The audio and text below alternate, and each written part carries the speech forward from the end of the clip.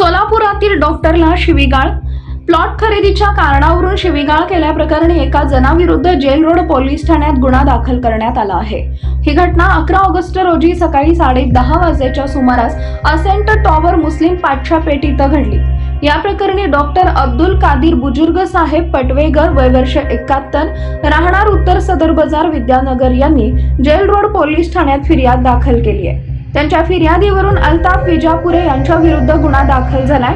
या घटनेची हकीकत अशी की फिर्यादी हे असेंट टॉवर अपार्टमेंट मधील 4थ्या मजल्यावरील प्लॉट मध्ये नंबर 402 च्या समोर आले असता अल्ताफ विजापुरे हा अनधिकृत राहत असून त्याला प्लॉट खरेदी केल्याबाबत विचारणा केली असता त्यावेळी त्यानं होय मी प्लॉट खरेदी केलाय असं म्हणाला.